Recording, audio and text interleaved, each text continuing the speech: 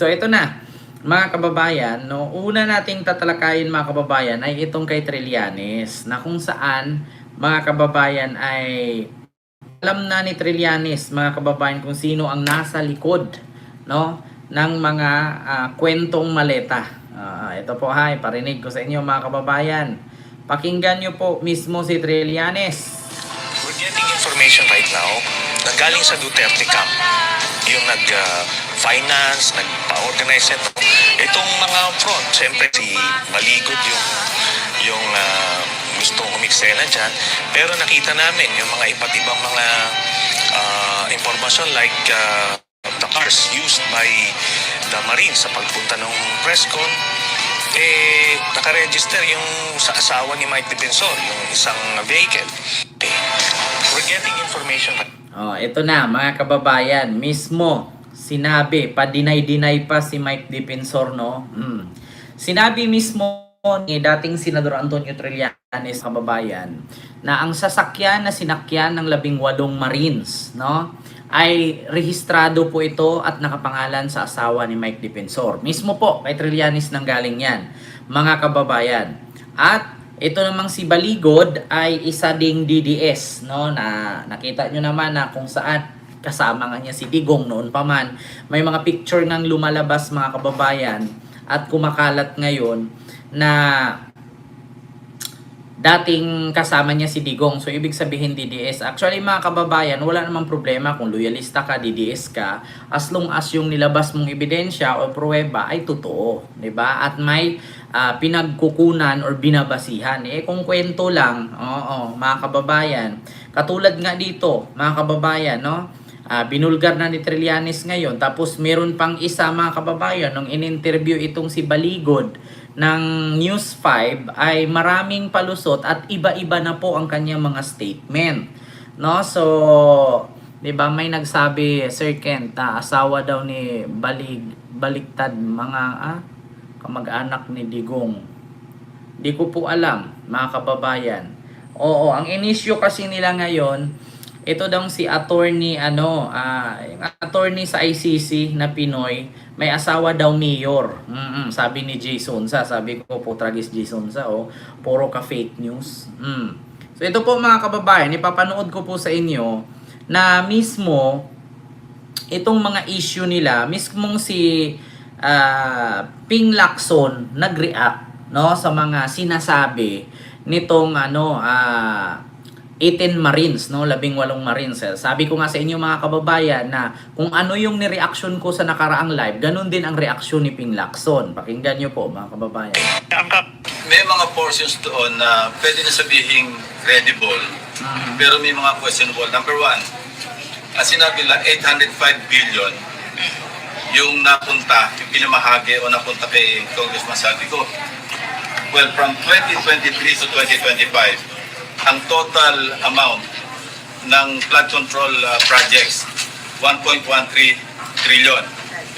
So kung ang napunta kay Congressman Saldico allegedly 805, that's at least 70% of the total appropriations for the same period sa flood control projects. So, kung yung nandun, saan manggagaling yung napunta kay Bernardo? Saan ang napunta kay Alcantara? Sobra yung computation. Sobra computation. That's my first observation. Second, as we speak, sumulat na ako sa Philippine Navy, Philippine Army, to conduct record check and background investigation on the 18 Marine Philippine Navy and Army personnel. Sir, why so? Initial information, hindi, wala pa. Sumulat ako. Pero bakit? At saka sa LTO. May initial information from the Philippine Navy na yung iba is honorably discharged. A number of them were never members of the Philippine Navy. So, di ba? So, narinig nyo mga kababayan, halata po talaga na kwentong barbero lang. Halata po talaga na imbento nila. May masabi lang, may mapanira lang para mapagtakpan nila itong impeachment ni Sara. At ang nasa likod dyan mga kababayan, si Sara lang din. Diyos ko naman. Kaya nga sa totoo lang mga kababayan, ganito po, sasabi nga nila, 805 billion daw ang napunta kay Saldico na ipinamahagi sa iba-ibang politician sa Congress, sa Senate at kay PBBM daw, no? Pati nga si Laila de Lima isinali na habang nakakulong, paano napadalhan ng maleta yung nakakulong si de Lima. So ngayon mga kababayan, sabi nga ni Ping Lacson, 1.1 trillion ang pondo ng DPWH. So kung 805 billion ang dinistribute nila na nasa maleta sa iba't ibang politiko pinamigay. So kung 1.1 minus 800, so 1.1 minus 800, edi merong 200.1 billion na natira. So paano yung sinabing insertion ni PBBM na 100 billion na nakaibunuan? Paano yung napunta kay Alcantara? Paano yung napunta kay Diskaya? Paano yung napunta kay Bernardo? Paano yung napunta kay Garjola?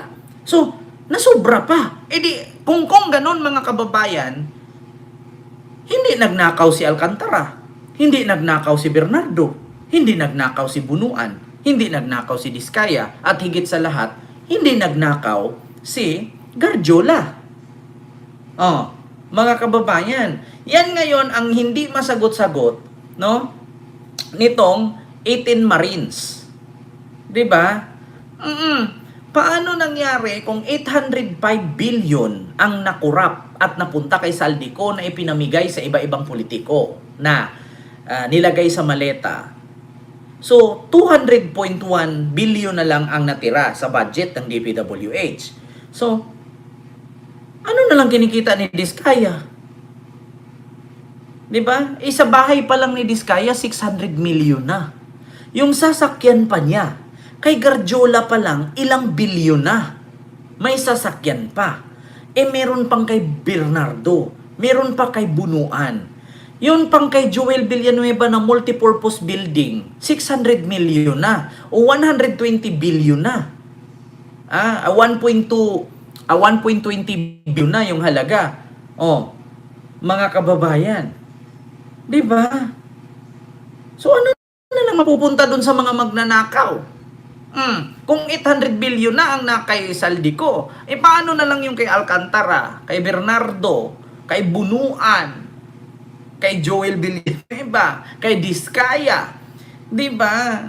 Mga ano talaga to mga kababayan. Kaya tama nga ang sabi ni Ping Lacson na pinapaimbestigahan niya sa military, ayun, yung 4, hindi totoo. Tapos, pinaimbestigahan niya sa LTO, ayun, yung sasakyan nilang van. Nakarehistro sa asawa ni Mike Defensor. Di ba? Sabi ko nga sa inyo mga kababayan, hindi naman tanga siguro ang mga Pilipino. At hindi naman tanga si Ping Lacson na hindi niya malalaman yan. Di ba? At eto na nga, mismo na... Sabi pa lang yung David. So doon pa lang, makukwestiyon natin yung credibility ng source. If true, kasi media lang ito. That's why I'm formalizing it by way of an official letter to the Armed Forces of the Philippines, attention to Philippine Navy and Philippine Pero Army. tama po bang paharapin sila dito, sir, sa isang inquiry, sir? Well, after all the verification, evaluation, then probably, yes. Pero sir, Ito pa isang observation. The timing, parang nakatiming to, bakit yung ICC ngayon na nakapokus? Ang pinoproject doon is napaka-corrupt ng ICC, di ba? Dahil nilagyan ng $2 million allegedly through former Senator Trillanes. Another one, timing nila, bisperas noong Trillion March, yung 40th anniversary ng EDSA. Pambili ko ni Another observation, parang kung gano'n ang mga pinagbibigyan, parang kulang yung listahan. timing is suspect? So, yeah. Kasi timing ng Questionable? ICC confirmation of charges. Okay. Ang timing din, yung ngayon, February 25. So, sa madaling salita mga kababayan, tiniming nila sa confirmation of charges na mas lalong magalit ang tao na may lumabas na mali-maleta at may mga witness. Kasi mga kababayan, ganito ang nangyari dyan. 'Di ba? Confirmation of charges ngayon ni Digong. So alam naman po natin na ang conclusion diyan, ang conclusion diyan sa confirmation of charges ay makonvict talaga si Digong, hindi makakalaya, hindi makakauwi. So kumbaga mga kababayan, nilalagyan nila ng issue ngayon sa mali-malita kwento para utak ng tao magalit, no? Magalit sila at ang rason si Digong na convict para ang sabihin utos na naman ni PBBM. I-convict si Digong tapos may maleta. So kaya pala pinakulong nila si Digong, kaya pala nila hindi pinapalaya kasi takot silang mabisto diyan sa maleta. 'Di ba? Sinabay nila mga kababayan para kahit anumang resulta diyan, kung makonvict man si Digong or else makalaya man si Digong, merong paghuhugutan ang tao. 'Di ba? Ganun 'yon mga kababayan. Para magalit ang tao, ito na may mga malita, ito na may mga witness. O ganyan. Ito naman mga tanga-tangang Pilipino, na mga DDS, naniniwala naman sila. Hindi pa nga naihatid sa Korte Suprema yung mga reklamo na yan. Tapos sila, sabihin nila mga kababayan, ano daw, ito nakatanggap si ganito, nakatanggap si ganyan. O, ultimo nga si General Torre, nasali ang pangalan na nakatanggap. O, si Dilima, si Trillanes. Tapos kung merong natanggap si Dilima at si Trillanes, ang tanong dyan ngayon mga kababayan, bakit gagastos pa si Trillanes para sa mga investigador ng ICC pagpunta sa Pilipinas? May pondo naman ang ICC para sa mga investigador nila. Di ba?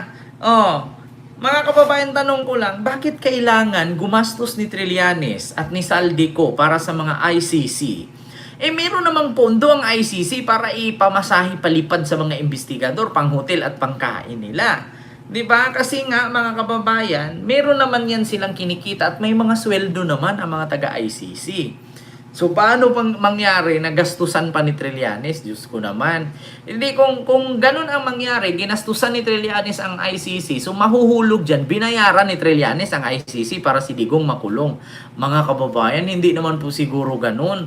Kasi kung binayaran ni Trillanes para makulong si Digong, para maaresto si Digong, diba? Di bakit hindi ginamit ni Digong yan ng defense? Or bakit hindi ginamit ni Digong yan pang depensa sa sarili niya, sa motion, no? At mag-file yung kanyang abogado na binayaran kayo.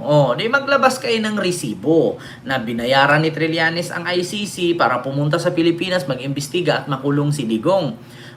Di maglabas sila ng resibo kung magkano at sinong inabutan. Kasi kung kwento lang mga kababayan, napakabilis. Ngayon nga, pwede nga ako magkwento Si Digong hindi na nagpapalit ng brief.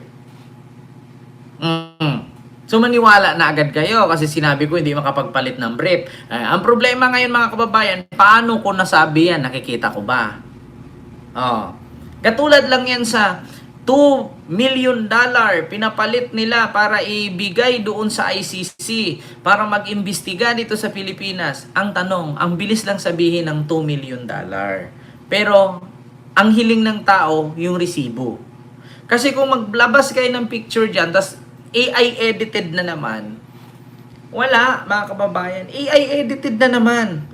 Kung ipapakita natin dito, mga kababayan, yung mga nilabas ng abogado, ito Nakakasuhan ko, hindi lang sila Baligod at itong mga umarap na mga dating sundalo daw. Kung hindi, pati si mga defensor.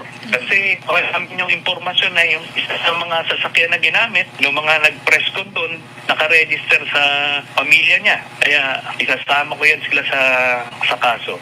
Hindi pwedeng ganyan, di ba? Bibigay lang kayo ng aligasyon kasi walang consequence. Hindi pwede yun. Ang kakasuhan ko, hindi lang sila Baligod at itong mga umarap na mga dating sundalo daw. Kung hindi, pati si mga defensor. Kasi amin yung impormasyon na yung isa sa mga sasakyan na ginamit, yung mga nag-press con doon, nakaregister sa pamilya niya. Kaya isasama ko yan sila sa kaso. Diba? So yun po yun mga kababayan. Kaya si General Torre nga, nag-react si General Torre. Anong sabi ni General Torre? Ako, wala akong sagot dyan. Wala akong komento dyan. Kasi kung papatulan natin yan at hahanapan natin sila ng legalities dyan or yung patunay o maskin resibo, walang magtataasan ng kamay dyan. Diba? Si General Torre na mismo nagsabi, hindi niya papatulan at hindi siya magpadala sa ganyan or magpapatinag. Kasi kung siya mismo ang gagalaw at hanapan niya ng kasagutan yan or patunay, no? Sino kaya ang magtataas ang kamay at sabihin ako ang magpapatunay? Kaya nilang ilabas yan, meron kaya silang mga ebidensya. Kaya sabi nga ni General Torre, kung may mga ebidensya sila, ilabas nila. Kasi kung hihilingin ko yan, gagalaw ako dyan, kikilos ako dyan, may magtataasan ba ng kamay dyan at aamin na sila ang may hawak, sila ang may bitbit ng resibo. Kaya, Diyos ko mga kababayan, hindi, ito para sa akin, nangyari na kay Gutesa yan. Oo. Ma'am Arlene, hello po. Diba? Ang provider malamang dyan sa mga fake marine, si Mike Defensor at Chavit Singson. Sir Henry Nunez, ito pa ang pinakatanungan dyan. Nung in-interview itong si Chavit, sabi niya si Orly Gutesa hawak daw ni Martin Romualdez. Tapos nung in-interview naman itong si Mike Defensor, ang sabi naman ni Mike Defensor, ito daw si Gutesa ay okay naman daw. Wala naman daw problema. So, paano ba? Sino ba ang papaniwalaan namin? Si Chavit o si Mike Defensor? Nung in-interview itong si Chavit, ang sabi niya, hawak daw ni Martin Romualdez si Gutesa. Nabayaran daw, ganun din si Aimee. Ngayon, nung tinanong itong si Mike Defensor kung nasaan si Gutesa, ang sagot ni Mike Defensor, okay naman si Gutesa, wala namang problema. Diba? Paano yan? Sinong papaniwalaan natin? Diba? Walang patutunguhan ang tatalakayin mo. Talunin nyo na lang si Inday Sara sa 2028. Alam mo, sa totoo lang, Josephine Polanco, sa tanda mong yan, bubo ka pa rin? Paano ka nakasiguro na talunin si Sara sa 2028? Ito ikwento ko sa'yo. Josephine Polanco. Kung nanood ka sa akin ngayon, huwag kang maging bobo. Una, si Sara, 50-50 ang power niya ngayon. Sa Congress, tatalakayin na sa March 2 itong impeachment niya. Kapag na-impeach siya sa Congress, ipapasa sa Senate. Sa Senate, wala nang Chis Escudero dyan. Forthwith agad yan. Sabi ni Tito Sen, tatalakayin. Kapag tinalakay yan at na-impeach si Sara sa Congress at sa Senate, sa madaling salita, mapapalitan siya. Ngayon, kung alam ni Sara sa sarili niya na tagilid na siya, pag nasa nasa Senate na ang impeachment trial niya, magdeklara siya na ngayon ng resignation, mag-declare siya ng resign. Do you think kapag nag-resign si Sara, sagot yan para makatakbo siya sa 2028? Para mabura ang impeachment niya? Hindi po. Bakit? Kasi kahit mag-resign si Sara, yung kaso niya sa Ombudsman, sa COA, sa DOJ at sa NBI, sangkaterba, sangkatutak. Tambak ang kaso niya. So, pag nag-resign siya para hindi siya ma-impeach, may kaso pa rin siya sa Ombudsman. Yeah? Ito, Josephine Polanco, ipapanood ko sa iyo ha. Ito ha. Ito, pakinggan mo ito. Kaso nakapila kay VP Sara, no? Ang dai-dai niyang kaso at hindi natin masasabi na kumbaga walang accountability. Marami pa rin pananagutan kasi ang dami pa rin kaso. Nakita naman ninyo sa Si Aimee na mismo nagsabi, tad ng kaso si Sara. Kung lumusot man siya sa impeachment, meron pa sa Ombudsman. Diba? Kung lumusot siya sa impeachment, meron pa sa Ombudsman. Sige, sabihin natin. Mag-resign siya kasi para ang impeachment ay mabura. Kahit mag-resign siya, 2028 pang eleksyon. So, 26, 27, 28, 2 taon pa ang hihintayin niya. So, sa loob ng 2 taon na yan, napaka-imposible na yung kaso niya sa Ombudsman at sa DOJ ay hindi gagalaw yun. Diba? Continue natin. Sangkatutak pa ang kaso sa COA. Disallowance regarding the confidential funds, nakatenga pa rin yan on appeal before COA Commission. May 3 petisyon tungkol sa confidential funds sa Supreme Court. So tuloy-tuloy pa rin yan. Tapos may COA proceeding sa 2023 confidential funds about OVP, pati na rin ang DepEd. So, hindi kumbaga makakaligtas kung may anomalya man. Hindi makakaligtas kung may anomalya man. So, ngayon, Josephine Polanco, alam mo na. Tigil-tigilan nyo yung yung mga DDS na supporter ni Sara, makakita kayo ng mga post ng kapwa nyo DDS na puro AI, puro fake news, kung nagpapalakpakan kayo. Subukan nyo kayo mag-research, mga DDS, kung ano ang sagot dyan. Talunin na lang daw si Sara sa 2028. Kasi useless lang daw ang aking komento. Talagang useless kapag DDS ang nanood. Kasi bakit? Masakit ang komento ko eh. 'Di ba? Yung mga nagsasabi na dito sa komento natin, reaction natin sa mga oras na ito, masakit. Kaya ang sabi ng mga DDS, useless. Yan. Useless talaga kapag DDS ang makinig. Kasi biruin mo, isa nga lang ang sabi ko, si Digong mamamatayan sa kulungan na yan. Masakit na sa kanila. Si Sara ma-impeach yan. Alam nyo ba pag na-impeach si Sara, maskin tagawalis ng barangay, hindi siya tatanggapin. Maskin nga bookkeeper na lang eh. Maskin nga tagapunas lang ng pader doon sa daycare center, hindi na siya pwedeng pumasok eh. Maliban na lang kung mag-volunteer siya.